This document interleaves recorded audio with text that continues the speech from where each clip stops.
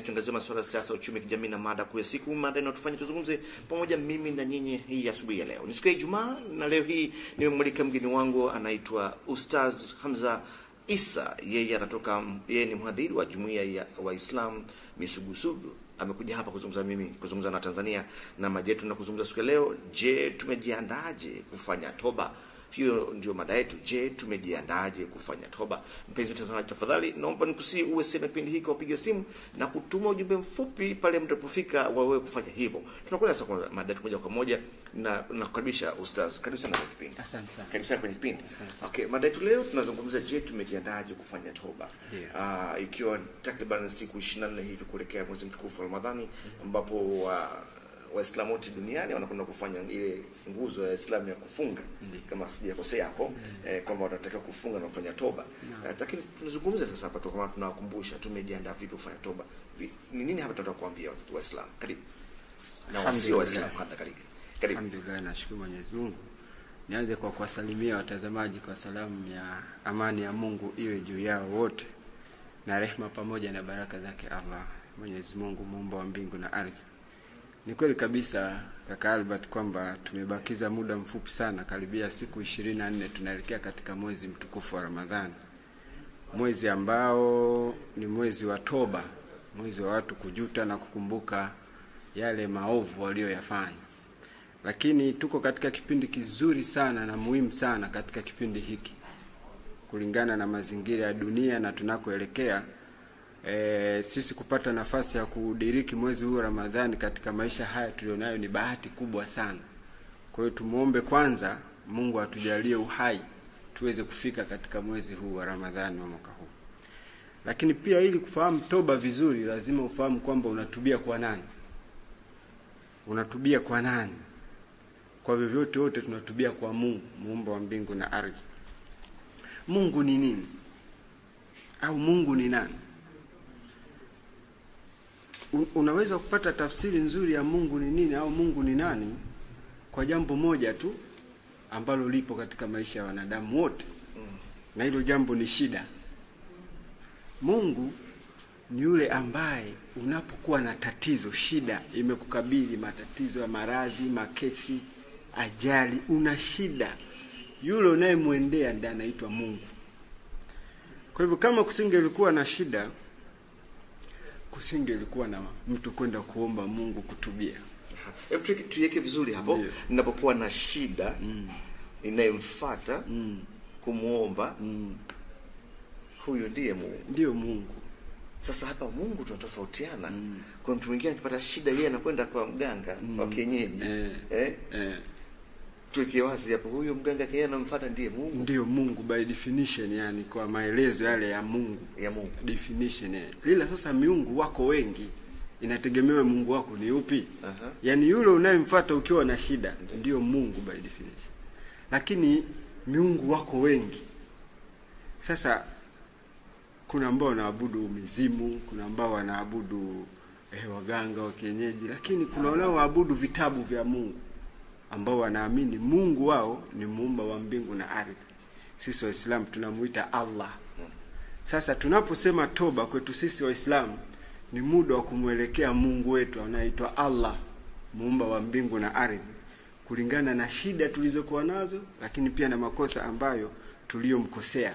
Ndio muda mwafaka ambao yeye huwa anafungua ile milango ya kusamehe kwa muda wa siku 30. Lakini hii ameichukua kwa hikima yake ni nini? Ni kwa ajili ya wale watu wote wanaomwabudu yeye, wote tuwe pamoja. Lengo la maisha haya bwana Albert ni kutahiniwa. Haya maisha yalikuwa na mwanzo. Kuna maneno kidogo ya kisayansi, watu wanasema nature. Nature haina definition. Hakuna kitu ambacho ni nature. Kila kitu kina mwanzo na kila kitu kitakuwa na mwisho. Hiyo ni proved scientifically. Kuna utafiti mmoja unaitwa Big Bang Theory. Wanasayansi wenyewe wana prove kwamba hii life ilikuwa na mwanzo na hii life itakuwa na mwisho. Kwa hiyo kama kuna mwanzo na kuna mwisho, nani alicreate huu mwanzo? There must be somebody. Kuna mtu au kuna kiumbe au kuna yoyote alianzisha huu mwanzo. Sasa huu mwanzo sisi ndio tunaomuita Allah, ambaye ndiye aliandaa haya maisha. Lakini what is the purpose? Kwa nini aliandaa haya maisha? Aliandaa maisha ili atutesti, atupime sisi wanadamu wote tuliopo hapa duniani, nani atafuata mwongozo wake vile anavyohitaji. Sasa anatutesti katika nini? Katika mambo mengi, lakini mojawapo ya testi kubwa ni njaa. Njaa. Mungu anasema kwenye Qur'ani kwamba atatupima sisi. Kwanza, wala nabluwannakum ba'da a'udhu billahi minashaitanir rajim, wala nabluwannakum bi shay'in minal khawf wal ju'. Mungu anasema katika sura ya 2 kwamba nitakujaribuni katika haya maisha, kwanza kwa hofu, lakini pili kwa njaa. Sasa kuna wakati wengine hawana njaa. Sasa muumba wa mbingu na ardhi akaona ni hikma ya wale wasiokuwa na njaa wapate njaa kidogo, wakumbuke lengo la maisha yao hapa duniani. Kwa hiyo ndiye akatengeneza mwezi wa Ramadhani. Ukifunga ukawa na njaa, utakumbuka nini lengo lako. Utakumbuka watu walioko chini, maskini, wenye shida mbalimbali, wagonjwa. Yani na pale wakati ule shetani anakuwa amefungwa. Kwa hivyo kupitia njaa inakukumbusha wewe kumkumbuka muumba wako na kujiandaa kukutana naye siku ambayo utaondoka katika hii dunia. Sasa kwa muda tuliokuwa nao saizi ni kipindi muhimu sana, kwa sababu nchi yetu hii au dunia sasa hizi tunaelekea kufika mwisho. Tunafika mwisho. Tunafikaje mwisho huko? Huu ulimwengu ulikuwa na mwanzo, na huu ulimwengu utakuwa na mwisho. Hiyo ni proved scientifically, na kila mtu mwenye imani ya Mungu anajua kwamba kuna mwanzo na kuna mwisho. Lakini tumekuwa tukizungumza sana mwisho wa dunia, lakini watu wengi hawaamini kwamba utafika. Lakini sasa huu mwisho wa dunia umefika. Na kwa mujibu wa vitabu vyetu sisi Waislamu, sura ya 43 aya 61, mwisho wa maisha ya wanadamu ni siku atakapokuja Nabii Isa. Ninyi wenzetu mnamuita Yesu Kristo, sisi tunamuita Nabii Isa.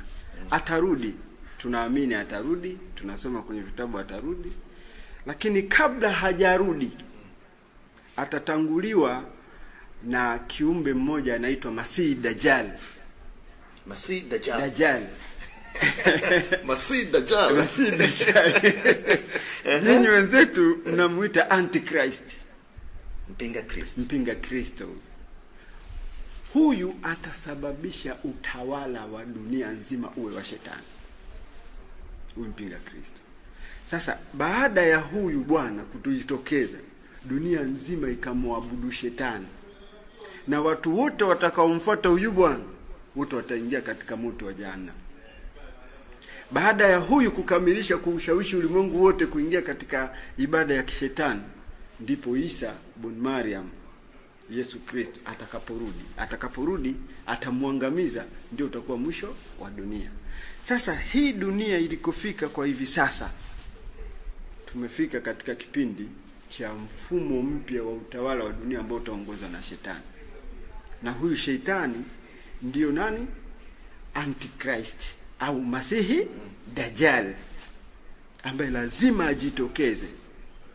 Katika vitabu vyote vya dini imezungumzwa. Kwa hivyo kabla hajajitokeza, kutakuwa na hii dunia itakuwa katika mazingira mazito sana, haijawahi kutokea katika historia ya wanadamu. Kuna mambo mengi kaka Albert yanajitokeza katika hii dunia, watu wengi hawaelewi kinachoendelea. Sasa hizi kuna mavita mengi sana yako katika nchi za Kiarabu, hasa Middle East.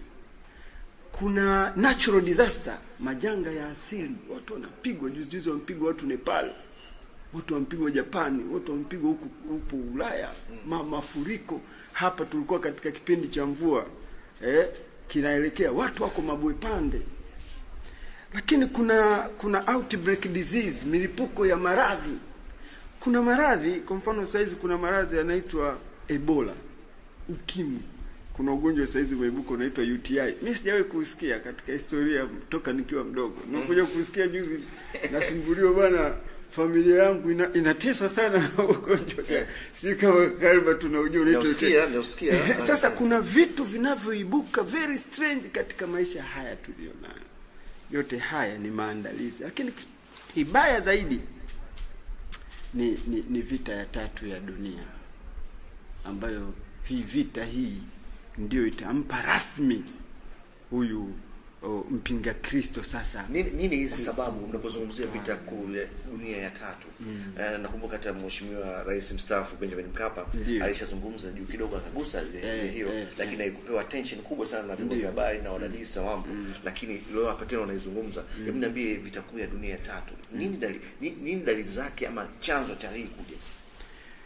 Ulimwengu, kaka Albert, umekuwa na vita baina ya shetani na Mungu muumba wa mbingu na ardhi toka kuumbwa kwa wanadamu. Lakini Mungu aliwahi kuangamiza hii dunia kupitia mafuriko wakati wa uhai wa Nabii Nuhu. Sasa wale watu ambao walikuwa pamoja na Nuhu, waliokubali ujumbe wa Mungu, waliokolewa kupitia safina. Sasa baada ya kuokolewa kupitia safina, ukaanzishwa upya maisha. Sasa haya maisha yakawa katika kambi mbili, kambi ya shetani na kambi ya Mungu. Kambi ya shetani ikawa inaongozwa na mtu anaitwa, sisi tunamuita Namrud bin Kanani, nyinyi mnamuita Nimrod. Lakini kambi ya Mungu ikawa inaongozwa na mzee Ibrahim, Nabii Ibrahim alayhisallam. Kwa hiyo manabii wote wametoka katika mgongo wa Nabii Ibrahim. Lakini ibada ya shetani imeanza rasmi ya kipindi cha huu utawala wa Nimrod, ambaye mungu wao mkubwa ni jua. Sasa tumekuwa tukivutana. Kuna kipindi alitawala shetani kupitia Nimrod, baadaye akaja Nabii Suleiman, mfalme Suleiman akatawala kupitia Mungu. Baadaye akaja Nebukadneza akatawala kupitia shetani. Kuna Firauni, wamekuja manabii hapa wazuri kabisa, wamerudisha utawala wa Mungu. Sasa imefika kipindi tumekuwa na utawala wa Mungu kwa muda mrefu sana. Kuna Waislamu, kuna Wakristo, kuna Wayahudi. Hawa wote ni watu wana imani ya Mungu muumba wa mbingu na ardhi kupitia vitabu. Sasa huyu shetani hataki hata mmoja azungumze Mungu, azungumze Biblia. Shetani hamtaki Mkristo awepo, hamtaki Myahudi, hamtaki Muislamu, hataki yoyote. Hataki hivi vitabu. Kwa kinachokuja hapa kwamba sasa watu wote hawa wanatakiwa maabudu shetani. Hapo wakati huo viongozi wa dini watakuwa wapi? Tumewafungia wapi nyinyi mashaka, wachungaji na nani? Wamekuwa wapi mpaka wampatie nafasi shetani ajafanye hivi vitu? Ndio hii vita ya tatu sasa ya dunia. Anatumia force. Kwa hiyo tunapoingia katika hii vita ya tatu ya dunia, watu wa political science wanazungumza uchumi. Uchumi ni sura ya nje ya vita ya tatu ya dunia. Kama mzee Mkapa, Mungu amuongezee maisha marefu, alijaribu kueleza kwamba uchumi ndio utakuwa vita ya tatu ya dunia. Huu ni muonekano wa nje. Kwa hiyo hapa tusitegemee mtutu. Upo. Yaani mtutu ndio uchumi utakuwa mgumu, watu wataambiwa utafanya hivi ndio utapata hivi, utafanya hivi ndio maisha yaende, ama utakwenda front kabisa unapiga risasi ndio utapiga. Hii tena vita ya tatu ya dunia inaitwa nuclear war. Yaani ni vitu watu wataingia katika field. Si tukia vita vya kwanza vya dunia bana. Ikatokea vita vya pili vya dunia. Sasa vita hii ya tatu ni muendelezo wa vita ya kwanza na vita ya pili na vita ya tatu. Unajua huyu shetani, zamani tulikuwa na kitu tunaongozwa na viongozi wa Mungu. Karne ya 18 mwanzoni kulitokea mapinduzi yanaitwa French Revolution. Haya maisha haya kuanzia French Revolution mwanzoni mwa karne ya 18 ndiye alianzisha maisha ya kisekula. Maisha ya kisekula yakamuondoa Mungu katika utawala. Sasa hii ilikuwa ni first stage ya shetani kutuattack. Kwa hiyo alituattack kwenye mind zetu. Philosophical attack ya kuandaa ule utawala wake alianzia kwenye mind, akaleta secularism. Kwa hivyo viongozi wa dini wakawa hawana nafasi katika utawala. Something strange haijawahi kutokea katika historia toka kuumbwa kwa Adam. Sasa hizi ni nchi moja tu duniani ambayo kiongozi wa dini ndio ana sovereign power. Anaitwa Vatican. Papa sasa hizi ni kiongozi wa dini, lakini ndio rais wa nchi. Kabla ya French Revolution ndivyo maisha yalivyokuwa. Kwa hivyo huyu bwana alituatake kwanza mindset. Kwa hiyo tukaingia katika maisha ya kiupagani bila kujua mfumo huu wa maisha ya kiutawala. Sasa alikuwa na vipindi, akaanzia Uingereza, akatawala dunia, League of Nations, tukaingia vita vya pili. Ikaja United Nation. Hizi zilikuwa ni stage zake anazotupeleka very slowly, systematic. Jamani mjanja sana. Sasa ametufikisha wakati sasa enough is enough, anaona ameshafanikiwa, anataka sasa tuingie katika lile lengo lake. Ndio lazima itokee vita ya 3 ya dunia. Kwa hivyo kwenye vita hii ya 3 ya dunia inaitwa nuclear war. Hizi nchi zote zenye nuclear, na ndio maana unaona Iran inasumbuliwa sana kuko asiwe na nuclear, kwa sababu nuclear is time nana. Sasa ni muda zi explode. Sasa kambi ya sheitani, unajua sasa hizi kuna mlengo wa nchi ambazo zina mlengo wa magharibi na kuna nchi ambazo zina mlengo wa mashariki. Hizi nchi za mlengo wa magharibi ndizo anazozitumia Masihi Dajjal Antichrist kuandaa mfumo wa utawala wake wa dunia. Lakini hizi nchi za mlengo wa mashariki ambazo zinaongozwa na Urusi ndizo hizi zinaenda kupigana kukataa mfumo wa utawala wa shetani. Sasa hii Third World War ni baina ya Urusi na Marekani, Urusi na washirika wake na Marekani na washirika. Na uwanja wa hii vita ni Middle East.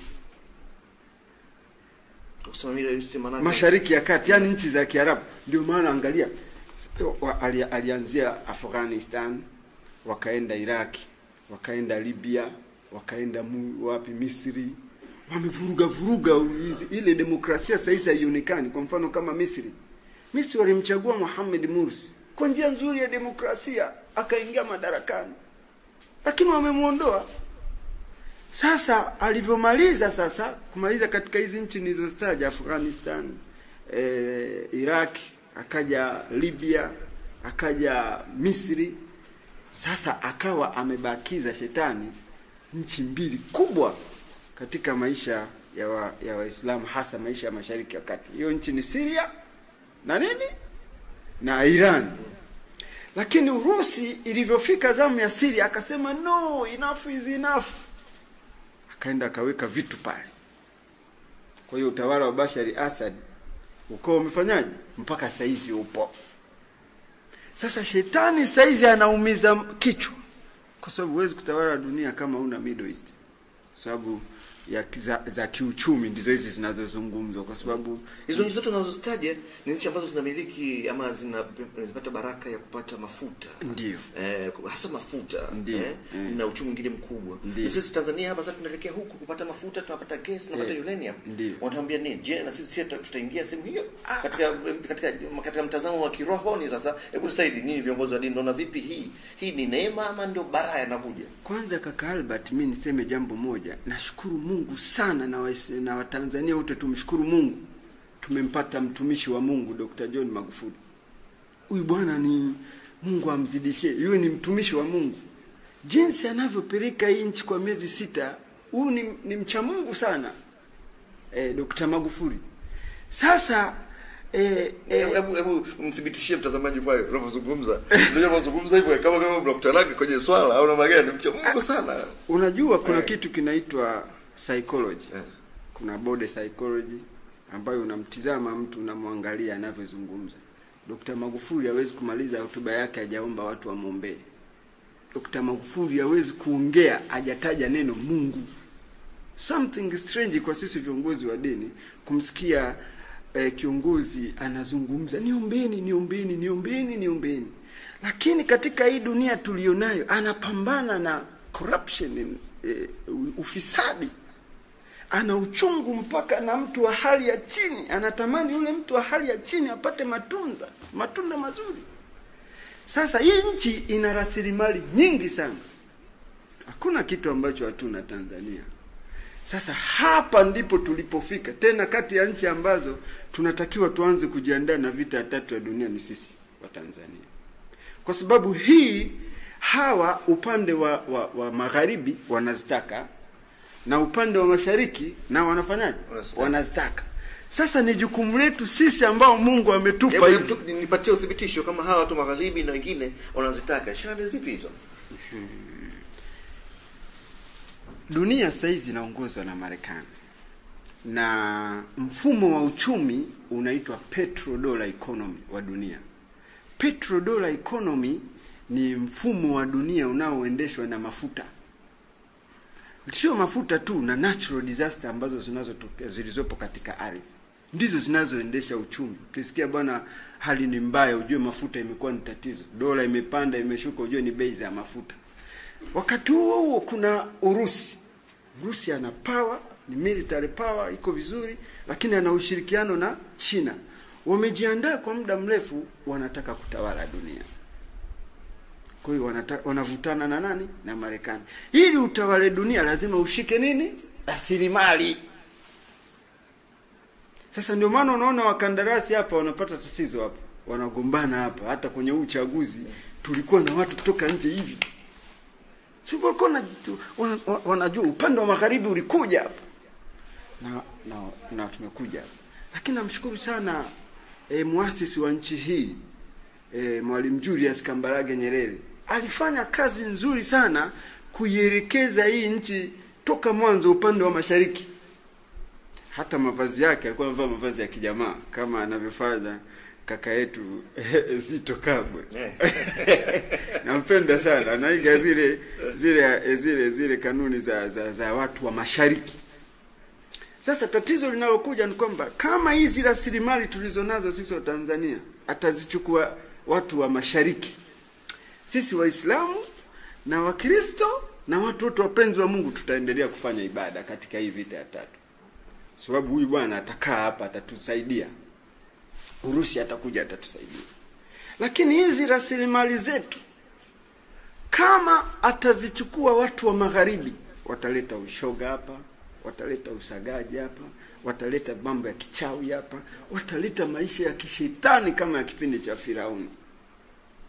Sasa nizamu ya yetu sisi wa Tanzania kulitambua hilo na kuwasaidia viongozi wetu wakiongozwa na Dr. Magufuli katika kuingia katika hii vita ya tatu ya dunia. Tujue sisi ni sehemu kubwa ya vita ya tatu ya dunia ya Tanzania.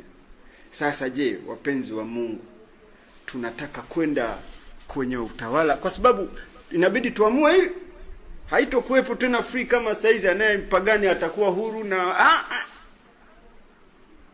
Kwa hivyo sasa ni muda katika hiki kipindi cha mwezi wa Ramadhani unaokuja kulia watu na kumuomba Mungu atusaidie hii vita nzito. Hasa tuwaombee viongozi wetu wa nchi hii waipeleke nchi kama alivyoianzisha Mwalimu Julius Kambarage Nyerere. Umenielewa? Kwa hivyo tuko katika kipindi muhimu sana cha toba. Tusipotubia kwa Mungu atatudumbukiza, atatuacha shetani aichukue nchi. Ndugu yangu, tutaishi maisha kama ya watu wanaoishi Nigeria, tutaishi maisha kama ya watu wanaoishi Somalia, tutaishi maisha ya watu kama wa Kongo, tutaishi maisha ya watu kama Burundi. Yaani shetani hana amani kwa watu. Shetani hapendi amani. Shetani hapendi watu kuheshimiana. Shetani anapenda ubabe. Shetani anapenda maisha ya kinyama. Kaka Albert. Haya, Mungu atusaidie. Mtazamaji, nimeganda hapa na maswali nataka kuyauliza, lakini naona muda wangu unakuwa rafiki kuelekea kwenye mapumziko. Nitaruhusu simu sasa tuzungumze, tunazungumza hapa, tutazungumzia mada yetu. Nikukumbusha tena tutajikita kwenye mada hiyo. Je, tumejiandaje kufanya toba? Na hii toba, hiyo toba ya kweli katika kumwomba Mola wetu kwamba tuepushe hayo ambayo kiongozi wetu hapa anazungumza asubuhi ya leo. Naomba chikamata simu yako, nitapiga simu, nitapokea simu mpaka kwa dakika kama 5 hivi. Nisikie maoni yako. Nikupatie nafasi tafadhali, nenda kwenye hoja moja kwa moja, tutataka kukusikia. Piga simu tuzungumze nini, toa hoja yako na muonekano wako, maoni yako katika hilo unalozungumza. Itapofika saa 1:30 tutakwenda mapumziko mafupi, lakini tukirejea kuna mtu mmoja ataongezeka hapa, tutakuwa tupo watatu, tutakuwa tunaangazia sasa siasa za kimataifa, hususan uchaguzi ambao mchakato wa uchaguzi ambao katika huko Marekani. Piga simu tafadhali, nasubiri simu yako. piga simu tafadhali uchangie katika mambo matatu haya ambayo yamezungumzwa asubuhi hii ya leo na mgeni wangu hapa Ustaz Hamza Isa. Yeye ni mhadhiri jumuiya ya Waislamu Misugusugu huko. All way from Sugusugu mpaka Baragumu Live. Jana nilikuwa na madini hapa la kwanza kijana alikuwa nimezungumza naye nikasema sasa tafadhali Mheshimiwa Magufuli niachiwe kijana basi. Maana watu wangu wale wote wanachukua wanapeleka juu na kuwaheshimiwa na kosa wageni wa kuwaita hapa. Vijana tuamke tutumie meza hii tuzungumze pamoja. Tutumie meza hii ya Baragumu Live katika mada moto, tuzungumze pamoja kwa manufaa ya Watanzania wote, tuzungumze pamoja. Hakika yuko huyu hapa sasa kwenye line ya simu. Hello. Hello. Salama kabisa, habari ya kwako Saidi? Salama. Karibu kwenye mada. Asante sana. Sheikh, salamu alaykum. Wa alaykum salaam wa rahmatullahi wa barakatuh. Mimi niseme bwana Albert. Ndio. Mimi kila siku nilikuwa tunaongea, hata jana tulikuwa tunaongea kumonyoka kwa maadili. Ndio. Nina furaha sana kwanza hiyo mada ilipowekwa. Ndio. Nashukuru sana shehe huyu anapofafanua hapo. Mimi nafikiria yote ya kusanya ambayo tulikuwa tunazungumza siku zote, watu tembea uchi, watu kuvaa bila milegezo, watu sijui nchi kwenda kutubukia kwenye rushwa, watu sijui mambo mengi. Ni huyo shetani ndio anayesababisha tu vile. Sasa mimi leo mengi nitakuwa sina kufurahi nilikuwa nayo bwana Albert. Ndio maana kila siku nasema wewe Mwenyezi Mungu akuzidishie. Uendelee kutuletea watu kama hawa wanaokuja kutufanulia ili tuyajue yale mambo ambayo tulikuwa sisi hatujui, kwa sababu ndo walimu wetu, ndo mashehe wetu, ndo maalumu wetu. Kila kitu ndio wanatufundisha. Tukikaa na hawa, tukipata maneno kama haya nafikiri tutaelekea kwenye toba ya kweli. Lakini tusipowapata hawa wakatufundisha sisi ambao hatujui na wakawafundisha watu wote ambao wako mimi, naomba wawe wanatembea, wasikae msikitini. Japo serikali nyingine inawapiga vita, watu wanasema wanaleta miadhara, watu wanafanya hivi, lakini wawape nafasi watembee katika mikoa, katika wananchi, waelimishe wananchi. Mimi nafikiri toba itapatikana ya kweli inshallah. Kwa uwezo wa Allah atatujalia tutarudi kule tulipotoka, maana sasa hivi tuko kwenye hatari ya shetani. Nafikiri shetani tutaiondoa inshallah kwa uwezo wa Allah. Haya, asante sana Saidi kwa sema kipindi asubuhi leo tunazungumzia toba ya kweli. Tukiwa tuna toba maana hata sukari haitafichwa. Tukiwa na toba watu watalipa kodi. Tukiwa na toba ya kweli kumjua Mungu, maasi yatahurumiana. Madangula bora tajwa hapo yameshindwa polisi, automatic yatafutika. Polisi watakuta kazi. Haya, Saidi anapopatia pongezi hapa, unajua tu kwamba mimi leo hii ninaweza kwa sababu yupo Godfrey Kaswalala ndio upande wa graphics, yuko Jamal ndio amesimama kwenye kamera na graphics kwenye kamera, lakini mwanadada Juliet Kabagambi ndio anarusha matangazo asubuhi ya leo. Hizo pongezi zinazotoka kwa watazamaji na nyezi waguse kwa njia moja ama nyingine. Nipokee hii hapa. Hello. Hello. Hello. Hello. Punguza sauti runinga hapo ulipo ama toka hapo ambao uko nao watakusikiliza. Karibu. Naitwa Nasiri Makota. Ndio.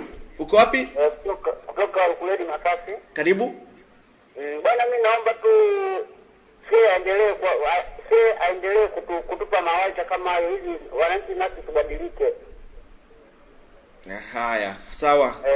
Kwa maoni yangu mimi naomba aendelee kutupa mawaidha vijana tubadilike ili tumche Mungu wa kipindi hiki kwa sasa. Haya, asante sana. Kwenye line ya simu. Hello. Assalamu alaykum shehe wangu. Wa alaykum salaam wa rahmatullahi wa barakatuh. Shehe, nashukuru sana leo kwa kuweka hiyo mada. Mimi naitwa Bwana Maswanya. Ni kweli kwamba kutokana na uhalisia baada ya vita vikuu vya pili vya dunia, Marekani alikuja na shetani kama unavyoona, alikuja na strategy mpya. Na hiyo strategy mpya ilikuja chini ya rais wa kwanza baada ya hiyo Bwana Truman. Wakatengeneza doctrine moja ambayo ongeza sauti kidogo. Walikuja na kitu kinaitwa Truman Doctrine. Truman Doctrine ilikuwa inaelezea jinsi gani utawala shetani utavyoanza kuja kutawala nchi dunia. Walikuja kwenye kutawala energy, kwa maana mafuta, walikuja kutawala nuclear, walikuja kutawala, na sasa hivi wanakuja kutawala mbegu. Wanakuja kutawala mbegu, watakuja kutawala kwa hizo GMOs, na maana kwamba huwezi kupanda kitu ila wao kuona washetani. Na tunaelekea mbele zaidi kwamba tumekuja sasa dini na ushetani, mambo ya korupsheni na ufirauni na kama hivyo. Yote imetoka kutokana na baada ya vita vikuu vya pili ya dunia. Maana hiyo kweli shetani anaanza sasa kuja kuitawala dunia yetu. Na shehe wangu kama unavyozungumza, vita vikubwa sasa hivi zote vitakuja kwa sisi ambao tuna uranium, ambao tunatoa madini kwa ajili ya nuclear, tutapata shida. Kwa wale wote wenye mafuta watapata shida, wale wote wenye kilimo watapata shida, na Vatican watapata shida, na Uislamu watapata shida. Kwa hiyo ndugu yangu, nachozungumza ni kweli, lazima tuwe macho. Na mimi nawaonya watu wa Tanzania tuzingatie mafundisho ya Mwenyezi Mungu. Bila kufuatilia mafundisho ya Mwenyezi Mungu, nchi itakwenda mbama, watu watakufa na magonjwa ya ajabu. Watu watakosa haki zao za msingi za kujitawala kama wanadamu. Tutakwenda kija kwenye utawala wa shetani. Na mimi nakuomba endelea kutoa moyo. Hii ni mwanzo tu mdogo, lakini kama sisi wanadamu ambao tunaojua hasa dunia inapokwenda, tunapaswa tuambie Watanzania. Watu wanafurahia sasa hivi kuvaa nusu uchi, wanaopita wa kiume amevaa matako nje. Sisi tunasema ndio ushuhuda wa maendeleo, kumbe tunakwenda kubaya. Tunaita makalio. Naombeni nyinyi viongozi wa dini, ndugu zangu, hasa nyinyi viongozi wa dini ambao mnaaminiwa na watu, kuendelee na kuambia wananchi wafanye toba. Na Mheshimiwa Magufuli kwa kweli namshukuru, hata hawezi kuacha kitu yake moja bila kuombeeni na kumtaja Mwenyezi Mungu. Na natutaja Mwenyezi Mungu kwa kweli na dhati.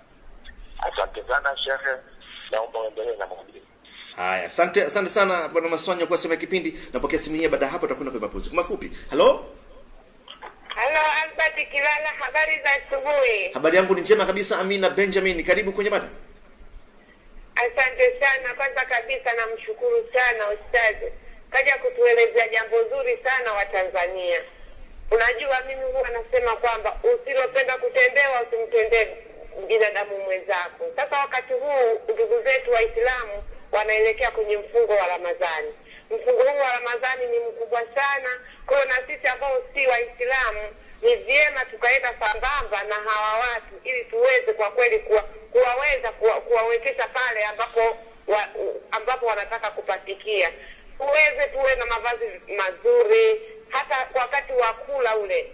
Tujitahidi ambao sisi sio hatuko kwenye toba hiyo, tujitahidi basi kuwawezesha hawa na sisi tukaweza kujistiri, kula tule wapi, tufanye nini ili tuwasaidie wenzetu kuwafikisha pale tulipo. Lakini tunakuja kwamba kwenye sala wameongelea swala hili la vita, kwamba Mungu wetu sisi ni wa rehema sana. Mungu wetu ni wa neema. Unaweza kusema vita hizo vikatokea, lakini Tanzania yetu, kwa sababu tunazidi kumwomba Mungu kila siku, neema ya Mungu, rehema za Mungu zikawepo Tanzania, matabu hayo yote yasitufikie. Ila kwa sababu tabu zikuwafikia taifa lingine, na sisi wa Tanzania tunaguswa. Kwa nini? Tuendelee kuomba, tuendelee kumcha Mungu sana, tusome Biblia sana, tusome vitabu vya Mungu sana, tuwasikilize hawa wanaotupa hadithi nzuri za Mwenyezi Mungu, tufanye nini ili tuweze kufika watu. Mungu wetu sisi ni wa rehema sana, na imani Tanzania yetu itabaki kuendelea kuwa sawa, na tunaongoza tuko sawa, na viongozi wa dini wako sawa. Tuwe macho masaa yote 24 tukienda kumwomba Mwenyezi Mungu. Na kupongeza sana ustazi, hongera sana kwa hadithi nzuri. Yaani nilikuwa natamani sana uendelee hata kuongea, tuendelee kukusikiliza na kukusikiliza na kukusikiliza. Tunakupenda sana. Mungu wetu ni wa rehema, aendelee kukupa rehema, aendelee kukubariki sana. Amina kama jina lako lilivyo mwenyewe. Amina. Haya, mpenzi mtazamaji, tumezungumza na kupatiwa saha. Sasa tunakwenda kwa mapumziko mafupi. Tukirejea tutakuwa watatu hapa, tunaangazia mchakato mzima wa uchaguzi huko Marekani. Hii ni Balgum Live.